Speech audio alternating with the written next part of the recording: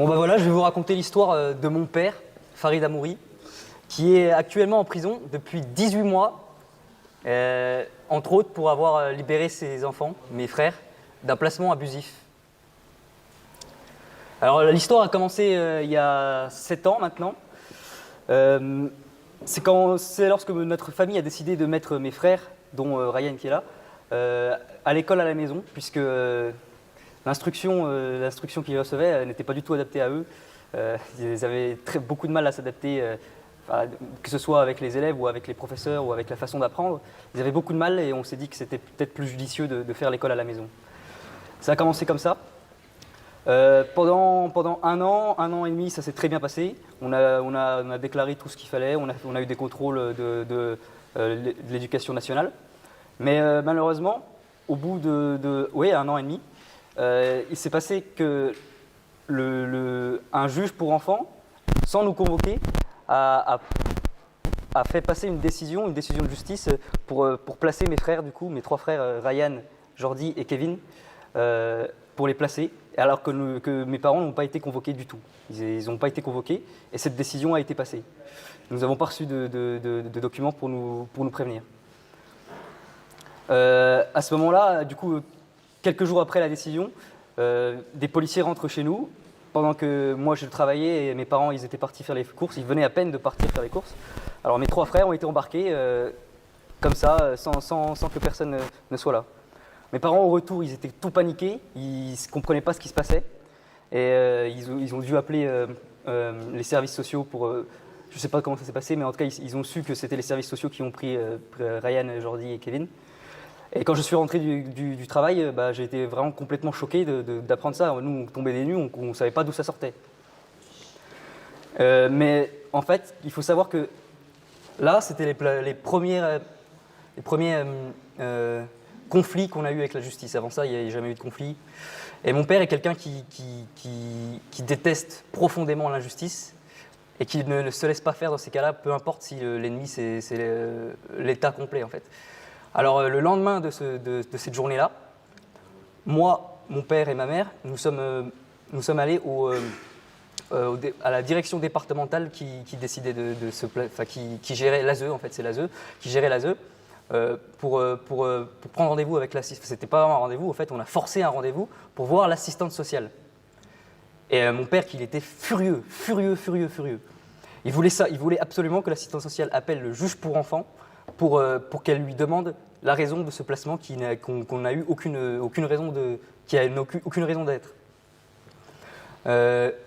L'assistante sociale, elle est un peu sous le choc et elle dit on ne peut pas faire ça, je ne peux pas appeler le juge. Mais mon père, il veut rien savoir, il veut qu'on appelle le juge pour savoir. Il veut une solution. Il n'y a pas d'autre possibilité. L'assistante sociale appelle bel et bien le juge qui ne répond pas.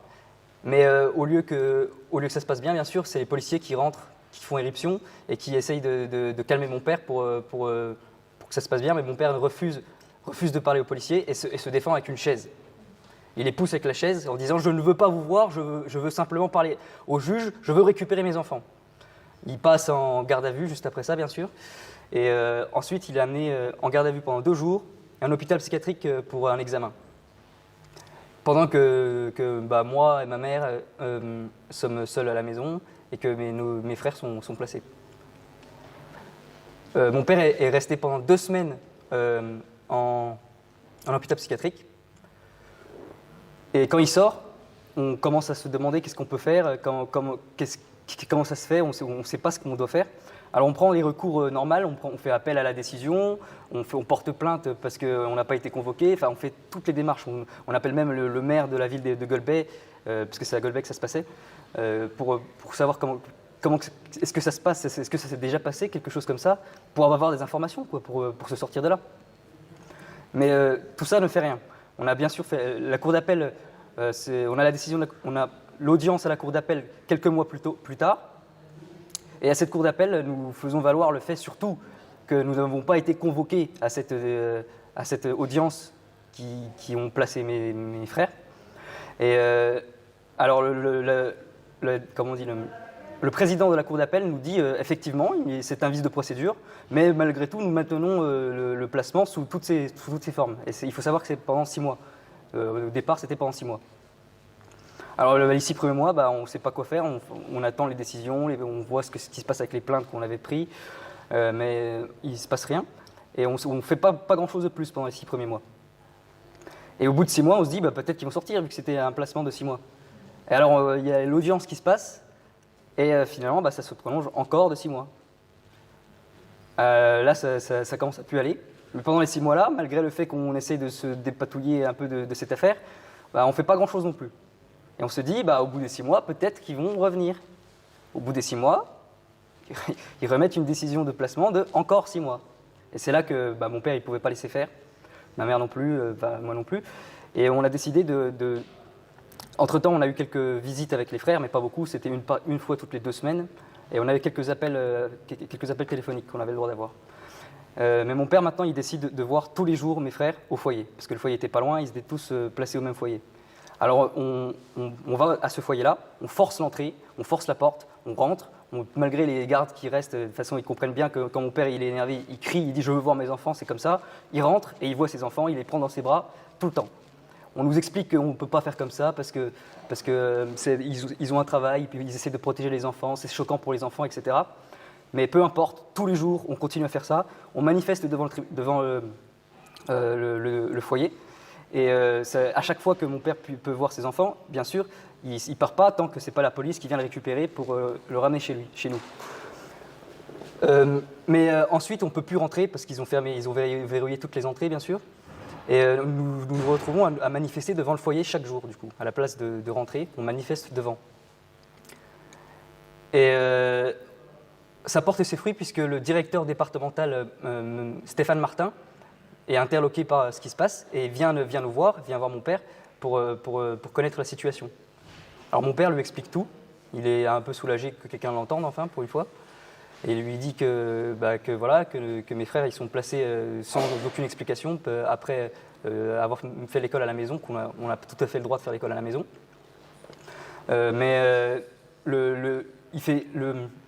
Monsieur Martin fait comme s'il comprenait très bien, il nous explique qu'il comprend très bien, que ça va s'arranger, que lui, il a pouvoir sur la décision de justice, il connaît très bien le juge, il peut faire en sorte que tout se passe pour le mieux, si nous restons calmes, que nous arrêtons pendant un temps de faire nos manifestations, et lui, il peut faire arrêter cette décision de justice, il peut la faire complètement arrêter. Alors nous, ça nous surprend complètement, mais à ce moment-là, on se sent écouté, on se dit, peut-être. Mais mon père, il est quand même interloqué par quelque chose, c'est que ce Stéphane Martin a une façon de parler mielleuse, il est manipulateur, il influence les gens, et surtout, il a des yeux, je ne sais pas comment expliquer ça, des yeux qui sont malsains, je ne sais pas, pervers, quelque chose de pervers. Et mon père, ça l'a interloqué, ça. Alors pendant un appel médiatisé avec mes frères, il leur demande, par peur comme ça, par intuition, est-ce que ça vous est déjà arrivé que quelqu'un dans les éducateurs ou peut-être les enfants ou peu importe vous touche quelque part ou vous parle de manière bizarre? Et mon frère Jordi, qui n'est pas là, lui répond, il essaye de lui répondre en tout cas, que oui, effectivement, mais là, l'appel est arrêté par l'éducateur qui médiatisait l'appel et qui dit « Monsieur Amoury, nous ne pouvons pas parler de ça, ça va choquer les enfants si vous parlez de ça. » Alors mon père, il s'en fout, il dit « Je ne parle pas avec vous, je parle à mes enfants, c'est un appel médiatisé peut-être, mais c'est mes droits, je parle à mes enfants, alors je repassez-les moi. » Il répète la question, et Jordi qui essayait de répondre ne peut toujours pas, et l'appel est coupé. Alors là, mon père, il est complètement choqué. En fait, ce qui se passait, c'est que Jordi, oui, effectivement, il y avait un éducateur qui venait pas de son foyer, qui venait en tant que remplaçant d'un autre éducateur. Et lorsqu'il faisait des fugues, puisque mon frère Jordi faisait des fugues pour rentrer chez nous, il pouvait rentrer à pied, ça arrivait de temps en temps, se faisait récupérer par cet éducateur-là, qui, au lieu de l'engueuler, en fait, était plutôt très gentil avec lui.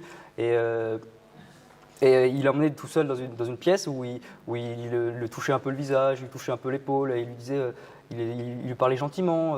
C'était très bizarre, il était très très mal à l'aise, Jordi. Bon, heureusement, vu qu'il était là que pour quelques jours, il ne s'est pas passé grand-chose de plus, surtout qu'il y a eu une éducatrice qui a fait éruption dans la pièce pour arrêter la parlementation. Mais mon frère Jordi, qui avait à ce moment-là un appel qu'il avait réussi, un portable, je veux dire, un portable qu'il avait dans sa poche, qu'on lui avait donné, à un moment donné qu'on l'avait rencontré en cachette, a appelé mon père pour lui expliquer ça. Alors mon père, alors là, il était complètement furieux, il a été paniqué, il avait super peur pour ses enfants, et il décide, tout ça, ça se passe sur 6 mois, il faut comprendre aussi, il décide d'aller à la direction départementale où le directeur siège, et pour réclamer une audience, pour voir M. Martin. On lui explique qu'il ne peut pas le voir, c'est pas possible. Mais lui, il insiste, il dit « je resterai là tant que je ne verrai pas M. Martin ». Il attend, et au bout de 15 minutes, M. Martin descend, et il le rencontre effectivement. Mon père, là, il pète un câble, et tout d'un coup, il lui se met à hurler dans la pièce en disant vos institutions sont pédocriminelles, pourries par la race. Il n'avait aucune preuve, rien. Simplement, c'est sur une intuition et sur une peur, panique pour ses enfants. Ils sont pourris par la pédocriminalité. Rendez-moi mes enfants, j'ai peur pour eux. J'ai peur parce que tout ça, j'ai peur que vous soyez des pédophiles, des pédocriminels. Et il dit ça en lui hurlant dessus. Et M. Martin, qui ne répondait rien et qui restait calme, qui est quand même perturbé, il lui répond ne vous inquiétez pas, monsieur, je n'ai pas touché à vos enfants. Voilà, il a lâché ce mot. Voilà, ça se finit comme ça. Mon père, il part, enfin, mon père et ma mère partent. Et on apprend que M. Martin porte plainte pour diffamation contre mon père, ce qui est normal. Sauf qu'ensuite, il retire sa plainte. Et on ne sait pas pourquoi. On suppose que c'est qu'il ne voulait pas faire entendre cette affaire. Mais le plus surprenant de tout ça, c'est que quelques semaines plus tard, le juge qui avait du coup pendant 1 an et 3 mois à peu près, pris les décisions pour mes frères, change, il donne le dossier à un nouveau juge. Et c'est un homme cette fois. Et ce juge-là décide d'arrêter toute la procédure de placement et nous remet nos enfants immédiatement. Ça se passe comme ça. Mon père a réussi à libérer mes enfants par son acharnement. Grâce à ça, mes frères sont revenus. Mais malheureusement, avec tout ce qu'il a fait, il a subi 4 mois de prison pour ce qu'il a fait là. Parce qu'il avait, je vous passe le détail, mais lors de certaines visites, il a gardé les enfants, il les a gardés chez nous sans les rendre, plus jamais, parce qu'il s'est dit que s'il les rendait, alors là, il ne pourrait plus jamais les regarder dans les yeux. Donc pour ça, il a été condamné à 4 mois de prison. Sorti des 4 mois, tout se passe bien. Encore, on va dire 6 mois plus tard, la police rentre à 6 h du matin au domicile. Une vingtaine de policiers, même peut-être une trentaine, je ne vais pas compter, je ne sais pas, avec des fourgons blindés, entrent, fracassent la porte, renversent tous les meubles. Les chats on avait des chats, ils les renversent les chats. Il y avait une chatte qui était enceinte, elle a dû avorter à cause de ça. Ils rentrent dans la chambre où mon petit frère Shannon, qui avait seulement 2 ans, qui dormait avec mes parents, il rentre dans la chambre, mon père qui est choqué, il se dit qu'est-ce qui se passe ? On lui dit acceptez-vous que vos 2 fils aille à l'hôpital pour un examen. Mon père, il dit non, hors de question. Et il se défend, il se met entre les policiers et ses fils pour pas qu'il leur fasse du mal, parce que surtout qu'il avait que 2 ans. Et le policier essaye de passer pour prendre le fils, mon père se défend, il le pousse, etc. Et il se fait presque étrangler sur son lit, sur son lit, par le policier. Et ils prennent les enfants, ils repartent. C'est les 2 plus jeunes. Un, il avait 7 ans, alors qu'il avait lui aussi été placé avant, et l'autre à 2 ans et demi, lui, il n'a jamais été placé, il était seulement né quand les autres étaient placés. Nous savons que nous avons une audience 2 semaines plus tard, c'est-à-dire 2 semaines après les événements-là, nous avons une audience pour savoir qu'est-ce qui va arriver de nos enfants, s'ils seront placés, etc. Et puis c'était parti pour les placer, logiquement. Alors nous faisons appel cette fois-ci au réseau de Alice Pazalmar, qui avait la chaîne à l'époque Pourquoi pas. Mon père fait une vidéo avec elle pour expliquer toute la situation, en pleurant, il est plein d'émotions. Et il réclame alors de l'aide pour cette audience-là. Il reçoit cette aide puisque beaucoup de personnes envoient des lettres de soutien à nous, mais aussi aux juges en leur disant qu'ils savent ce qui se passe, que c'est n'importe quoi ce qu'ils font, que c'est à cause de la pédocriminalité que mon père a dénoncé que ça se passe comme ça. Et lors de l'audience, une dizaine de personnes à peu près nous soutiennent et sont présents. Et je les remercie d'ailleurs. Et au pied du tribunal, mon père dit je sais pas comment on dit, aux gardiens je sais pas des gardiens, c'est ceux qui gardent la sécurité, oui, la sécurité. Il leur dit, je ne rentrerai pas au ce tribunal-là, j'ai une audience aujourd'hui, mais je ne rentrerai pas, je resterai au pied du tribunal, je veux qu'on me rende tout de suite mes enfants, ou bien sinon, la justice de Dieu en répondra, parce qu'il est très croyant, et si ce n'est pas la justice de Dieu qui en répondra, ce sera ma propre justice et je me vengerai. On a attendu 1 heure, mes frères sont sortis au pied du tribunal dans la joie.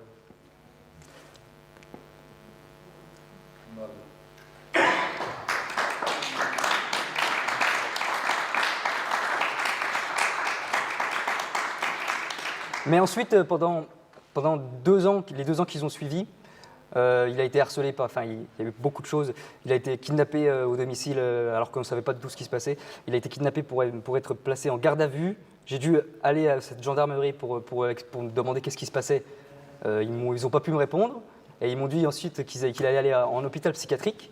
Alors quand il a été en hôpital psychiatrique, je suis également allé à l'hôpital psychiatrique pour demander qu'est-ce qui se passe et que mon père avait rien à faire là. Ils ont dit il est là pour 2 jours pour un examen. 2 jours, ils avaient dit.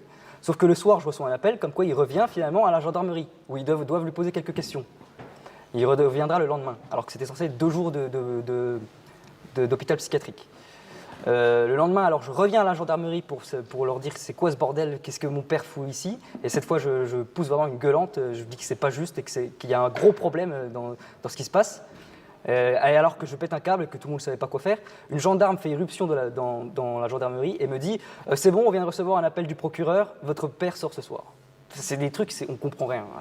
Mais je ne sais toujours pas pourquoi ça faisait ça. Et il y a eu ça, il y a eu la police qui rentre chez nous pour essayer de comprendre notre point de vue, mais aussi pour nous accuser, pour nous dire qu'il faut mettre les enfants à l'école, parce qu'on ne mettait toujours pas les enfants à l'école. Et cette fois, on déclare plus l'école à la maison, parce qu'on sait que ça ne sert à rien, vu qu'on a tout fait bien dans les règles et ça ne sert à rien. Et du coup, tout ça fait que beaucoup de gens ont porté plainte. Les policiers qui sont venus, mon père les a insultés parce qu'ils ont menacé qu'ils allaient replacer mes frères. Il y a eu des jugements où mon père il a assisté. On lui a encore menacé qu'on reprenne ses enfants. Il a insulté le juge. Tout ça. Donc tout ça a fait qu'il a eu beaucoup de choses contre lui.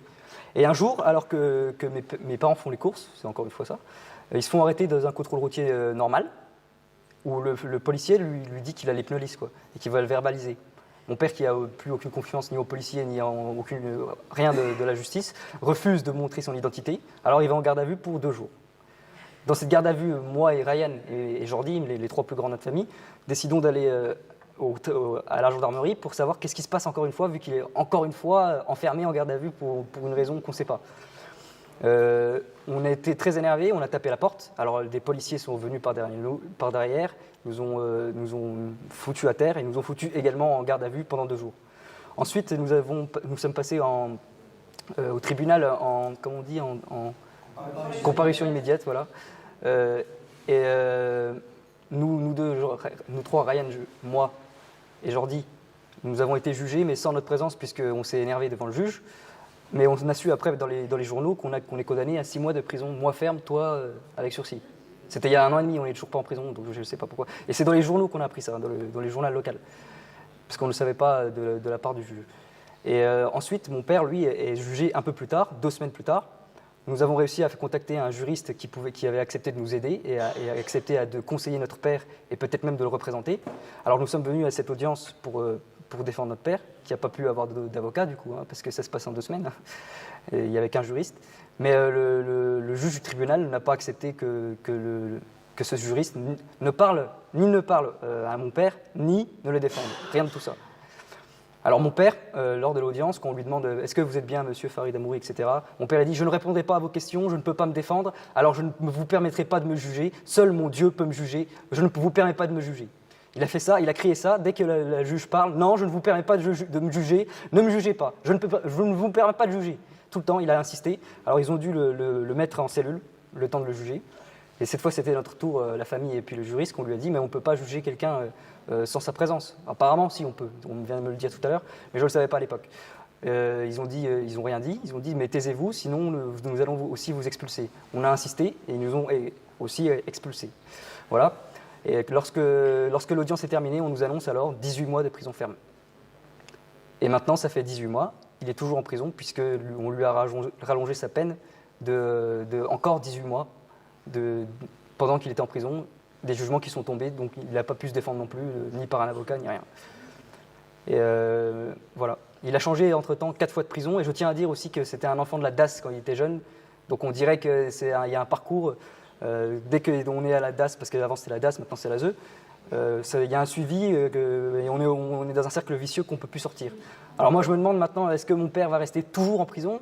Est-ce que quand on est de la DAS, est-ce que tous les enfants, est-ce que toute la famille, est-ce que mes enfants vont aller aussi à la ZE ? Je ne sais pas.